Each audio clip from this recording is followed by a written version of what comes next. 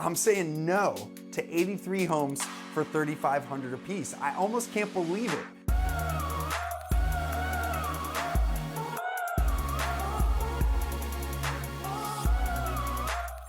What's happening, everyone? Alan here, and today we're digging into a deal that I was offered where it was 83 homes for $3,500 a piece.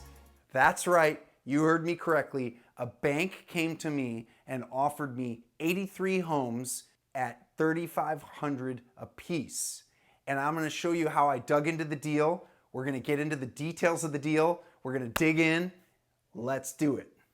All right, so that's right. So I was offered 83 homes at $3,500 a piece. I'm gonna show you the email that came in. So here's the email that came in. This is the attachment, the list of homes, and it's an 83 home list by city. And there's like 25 different cities, which right off the bat stressed me out. There's so many different locations. You're talking about difficulty to manage the construction, the rehab, difficulty to manage if they were buying holds, to manage the tenants. I mean, just right off the bat, I started sweating because of the different amount of locations. But I figured, what the heck, $3,500 a piece. So we're talking the grand total down here at the bottom, $3,500 a house, $290,500 was the total price. There was a guy bringing this to me, wholesaler essentially, had the relationship with the bank that wanted a 3% fee as well added to that. But basically, you could say $300,000 for 83 homes. I was willing to check this out. So here's what we did. First, I wanted to pick a city to get some sort of an expert, someone that knew what they were doing in that city, in that neighborhood, to drive by.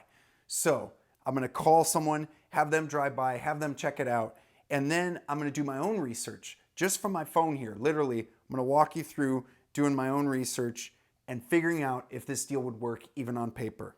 Let's go through these. I wanna run the numbers on this one in Cleveland. We're gonna blur out the number here because just for privacy reasons, I'm gonna call a realtor that works this neighborhood. We're gonna get him to walk through the neighborhood and check out the property, give us some feedback. But before we do that, I wanna first run the numbers myself, but maybe what we'll do is we'll call him now to get him on the job. We'll run the numbers and hopefully get a call back if we can get his cell phone number. Let's look someone up right now. You can look at the sold, see what realtor is working that area. Got a guy named Rio. Let's give Rio a call. All right, earlier when I was trying Rio, I couldn't get him, but I just got a text that he's available. So we're gonna call him, we're gonna have him go by these properties and check them out and see what he thinks.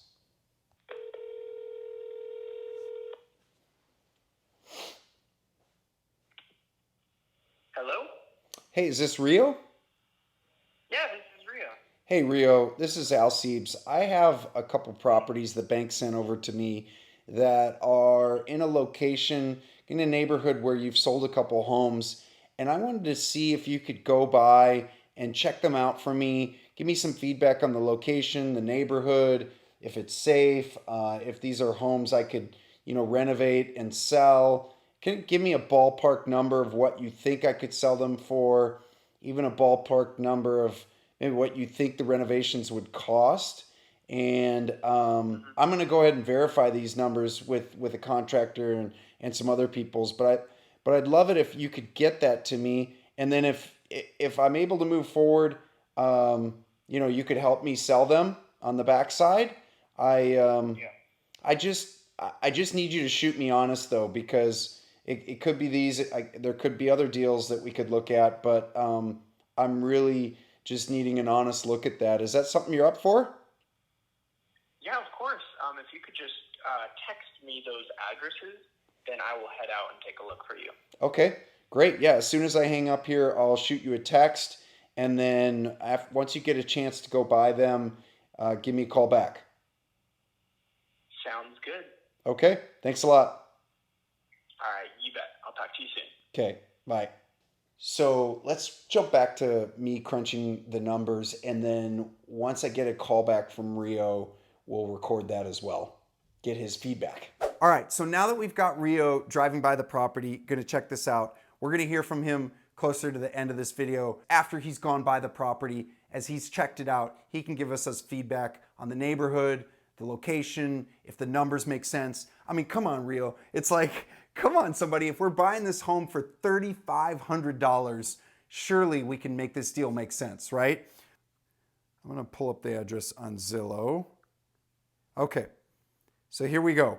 We got on Zillow. Again, I've blurred out just some of the address because of privacy reasons, but we can see, we can get at least some stats here. So it's a 4-bedroom, 2-bath, 2,223 square foot house. Wow. So it's a big house for $3,500.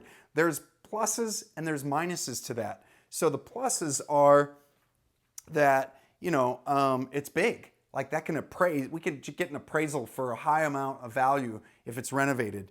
But the minuses are that on a 4-bed, 2-bath, 23 square feet. The challenge here is that that's a lot of renovation. That's a lot of work to do. You gotta do a lot of floors, a lot of painting. It's a lot of ground to cover. So I also like the rent estimates. Sometimes these are pretty accurate. This one's saying $850 a month. Gosh, that seems low. I mean, for a 4-bedroom, I know I'm in California, but gosh, anywhere for a 4-bedroom, 2-bath house for $850 a month, that makes me nervous. I'm just a little nervous. I mean, that is like low, low, low. It makes me nervous for a few reasons. One is either it's off or I'm in such a neighborhood that's so low demand that someone will only pay $850 for a 4-bedroom house, that there's something seriously wrong with the location. So there's no Zestimate on here, which is fine. I don't really trust the Zestimates, the values they give. We get some other data here. It's built in 1910. Of course, that can make you sweat. You can imagine the amount of work this probably needs. We get the lot size, 4,922 square feet. Okay, so there's a yard, no big deal. We can look at some of the history. This can be interesting, but it can also be tricky. It says it's sold for $9,900. Says it sold for $20,000. Said it sold for $100,000. But you never really know. Like even that $100,000, that could be a bank buying it back. That could be all kinds of things. So you never really totally know. But that $100,000 was in 2006. So that was likely the peak of the market. So that could have been the price at the peak of the market. That could be a good sign. I mean, if we're buying for $3,500, we're putting money into it, and at the peak of the market, it was worth $100, that could be good. So this is some of the data that I check, some of the ways I look at it. But we need to assume here worst case scenarios. We need to think, okay, well, if I'm buying for $3,500, okay, that's great. But how much do I need to put into it? Does it need a roof? Let's assume it does. It's bank owned. Nobody's been taking care of the roof. So let's just say the roof is $12,000. Okay? Again, the roof could be less than that. It could be more. It depends on the size of the roof. Depends on if it's 2 stories. That costs more than single story. Depends on all kinds of things. But let's just say $12,000 for the roof. The electrical, the plumbing, I don't know. You got 2 baths. Don't know how bad it is. But again, let's just throw in $10,000. $10,000 for electrical and plumbing. Let's assume the windows are okay, because windows would just be a deal breaker if you had to put all new windows in a 4-bedroom house. Let's assume the windows are okay. Now we're talking flooring, paint, countertops, cabinets. Do they need to be refinished, or are all the cabinets ripped out? All of that. I mean, let's just say flooring, $5,000. Okay. Let's say paint, let's say $2,500. All right. And then let's say other miscellaneous, $2,500. Okay. I have not included the outside of the property. So landscaping, driveway, are there issues? Let's just put in another $2,500. Okay. There we go. So now we take $12,000, $10,000, that's 22 plus 5, 2,500, 25, that's another 10,000. So now we're at 32 plus another 2,500. Let's just round up and say 35. I like rounding up when I'm doing renovations because guess what? They always cost more than you think they're going to cost. So now the cost of this house is going to be 3,500 plus 35,000 plus any holding costs I have during this. Like, am I financing this? Do I have an investor I'm paying an interest rate to? I'm paying insurance. I'm paying property tax. I'm paying utilities. So let's just put the renovation at least 40,000. Okay. Now we're at 40,000 plus 3,500. Now we're at 435. All right. 43,500 is our actual. That's our actual purchase, and that doesn't include the possible stress and time and emotional energy that it can take for whoever's overseeing this. And if it's not me overseeing it, then I'm paying someone to oversee it. So I would just, again, I would keep rounding up and I would just say, okay, this is a $50,000 purchase.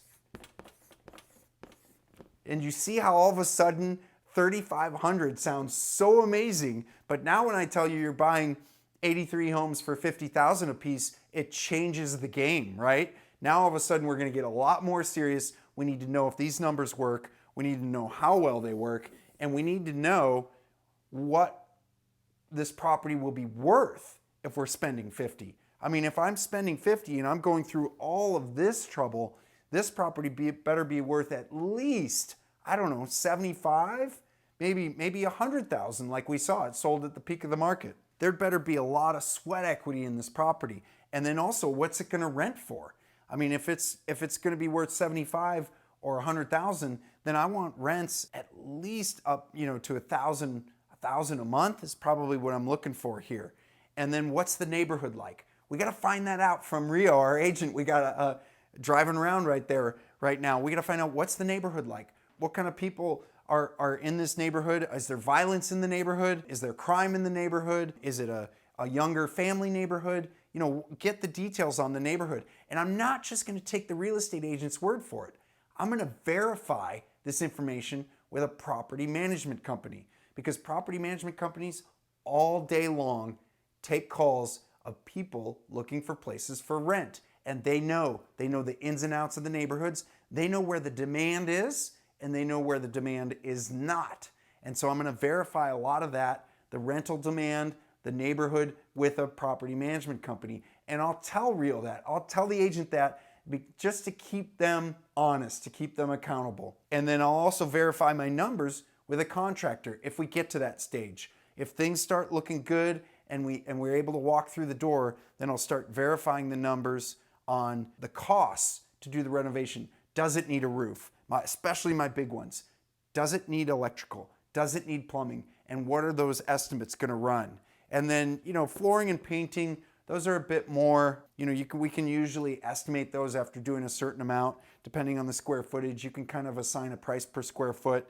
Kitchens and baths can be a bigger number because those are crucial. A lot of people make their decisions based on how the kitchen feels, how the bathroom feels, and so you want them to look good. That doesn't mean you have to overspend. Sometimes you can resurface the countertops. You can resurface the cabinets. Doesn't mean you have to put in everything new, but again, you want them to look good. You don't want to cut major corners.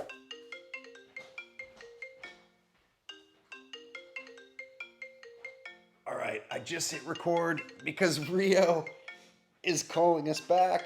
Come on, Rio. Hey, what's happening, Rio? Hey, Alan. So I just drove by those properties, and it's not looking great. You're going to spend, my guess is $40,000 or more just on renovations alone. Why is that? What's wrong? What's wrong with them? I mean, right when I saw it, the first thing I noticed was the roof. Roof was in terrible condition, as well as the windows were all boarded up, definitely broken. So you'd have to replace the roof on its own. The whole roof you'll have to replace. Wow. There's nothing you could salvage. Okay. Could you see anything inside at all? I anything too well because of the boarded up windows. But I was able to notice just walls. I noticed a little bit of the walls and the flooring. I was able to peek through the cracks and just, yeah, the interior walls and the floors were also in pretty bad condition. Okay. You have to wipe those out and replace those as well. Got it. Got it. Okay. So let's say I did that work. How's the location? Is it safe? Is it family friendly? What's it like? Yeah, so that's another thing is the neighborhood is just, it's not a safe place, not great for families. The crime rate is pretty high. I mean, I want to say that there's shootings and drive-bys every weekend. Oh man. Come Yeah. on, you're killing me here. This was a I good know. deal. Oh. Wow. I'm So sorry. high crime. No, no, I really appreciate you shooting me straight here. Yeah, of course. Man, that sounds like a nightmare of a project. So, all right, tell you what, that is probably not gonna work. Look, why don't we do this? You know what I'm looking for. I'm looking for something where the numbers work, right? Where I could either Yeah. renovate it and sell it and make a profit, or I could renovate it and rent it out and have really good cash flow. So if you see something that fits that, that kind of genre of what I'm looking for, will you let me know? Yeah, I'd be happy to do that. Okay, awesome. Thanks again, Rio. I'll talk to you soon. Of course, it was nice talking to you, Alan. All right, bye-bye. Bye-bye. Wow. Okay. So that was super helpful feedback. Let's look at the numbers. Let's summarize and see what we think. All right. So summary here is that I'm saying no to 83 homes for $3,500 a piece. I almost can't believe it that I'm saying no, but there's just no way. There's no way I'm going to go in and spend $50,000 per home and then go through all of this trouble. I could have bought something in the neighborhood for 40 that's already renovated, which I know that even sounds crazy, but the reason you can buy it for 40 is because in this neighborhood, the feedback we're getting is a lot of people don't want to live there. The crime is high. The demand is low. And so it's just not worth it for us. So hopefully we can find some deals in some better neighborhoods with still some really good numbers, but there's no way this is gonna work. So that's all I have to say about this deal. It's a no-go. And if you want more information on how to analyze these deals, how to look at apartment buildings, all of these opportunities, click below. I have a course where you can dig in deeper if you want to. I'll make that available. Also, if this has been useful to you, hit that like button, hit that subscribe button. That really helps us out. Give us feedback in the comments. What do you want us to cover? What are you trying to learn about real estate? What are some of the deals you're looking at? Give us some comments, vote on them, let me know what you want to hear about. Thanks for listening. Boom.